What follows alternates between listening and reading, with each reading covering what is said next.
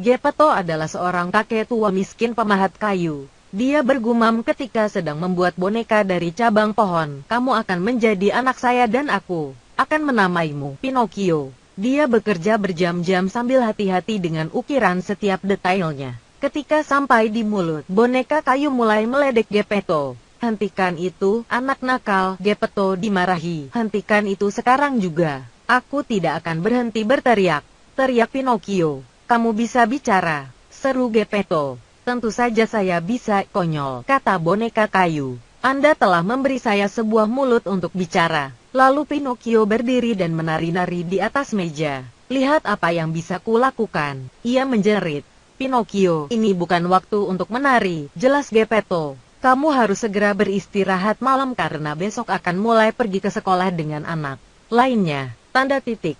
Kamu akan belajar banyak hal, termasuk bagaimana berperilaku yang baik. Tanda titik.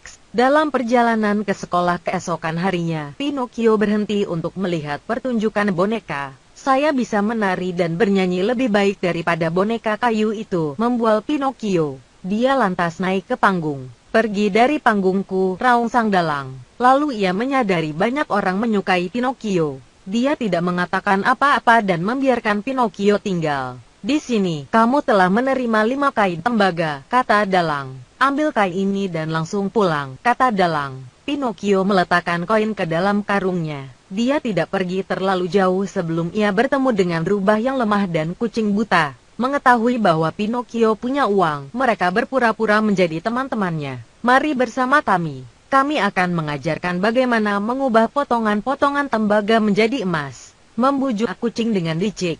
Kami ingin membantumu menjadi kaya, caranya menimbun koin emasmu di bawah pohon ajaib nih. Tanda titik.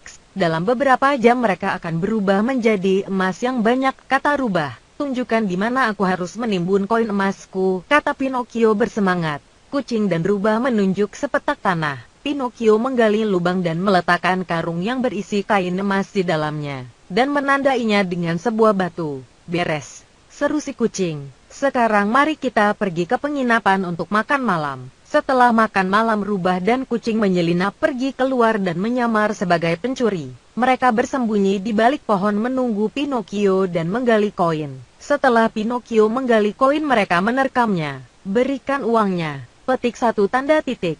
Tapi Pinocchio tetap memegang koin dan menolak untuk memberikan kepada mereka. Sekali lagi mereka menuntut, beri kami koin itu. Tiba-tiba sesosok peri muncul dan menyuruh seekor serigala mengejar kucing serta rubah itu. Kenapa kau tidak pergi ke sekolah hari ini? Tanyanya kepada Pinocchio dengan suara manis. Aku, jawab Pinocchio. Saat itu hidungnya memanjang seperti cabang pohon. Apa yang terjadi terhadap hidung saya? Dia menangis. Setiap kali berbohong hidungmu akan tumbuh panjang, namun ketika mengatakan yang sebenarnya, hidungmu akan menyusut kembali, kata peri biru. Pinocchio, kamu akan dapat menjadi anak yang nyata jika kamu belajar bagaimana menjadi anak yang berani, jujur dan murah hati. Peri biru menyuruh Pinocchio pulang. Di perjalanan dia selalu mengingat perkataan peri tersebut. Dalam perjalanan menuju rumah ia bertemu dengan beberapa anak laki-laki. Mari ikut kami, kata anak laki-laki. Kami tahu tempat indah penuh dengan permainan, kue raksasa, permen manis dan sirkus. Anak-anak itu tidak tahu bahwa mereka akan dirubah menjadi keledai dan dilatih untuk sirkus. Setelah sampai ke tempat tersebut, anak-anak disihir menjadi keledai. Lalu penyihir itu berkata, itulah yang terjadi pada anak laki-laki yang tidak pintar. Lalu Pinocchio disulap, tapi hanya telinga, kaki, dan ekor saja yang berubah karena ia terbuat dari kayu. Pemimpin sirkus pun tidak bisa menjual dia untuk acara apapun. Ia melemparkan Pinocchio ke laut dan ditelan oleh ikan paus besar. Pinocchio terus melayang jauh ke dalam perut ikan paus. Siapa di sana dengan cahaya? Sahut Pinocchio. Pinocchio, apakah itu kamu? Tanya dengan suara lelah. Ayah, kau masih hidup.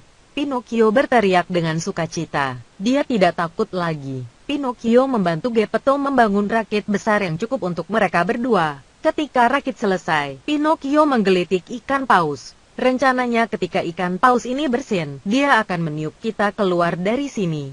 Tanda titik, teriak Pinocchio. Alhasil mereka dapat keluar dari perut ikan paus tersebut dan berjalan pulang. Akhirnya bisa sampai di rumah. Geppetto berbicara kepada Pinocchio di tempat tidur. Pinocchio, hari ini kamu sangat berani, jujur dan murah hati, kata Geppetto. Kamu adalah anakku dan aku mencintaimu. Pinocchio ingat apa yang disampaikan peri biru kepadanya. Ayah, sekarang aku sudah membuktikan sendiri. Aku sedang menunggu sesuatu terjadi, bisiknya saat ia tertidur. Pinocchio menjadi anak laki-laki. Pagi berikutnya Pinocchio berlari menuruni tangga, melompat dan melambaikan tangannya. Dia berlari ke Geppetto sambil berteriak, "Ayah, lihat, sekarang aku berubah menjadi seorang anak laki-laki sejati."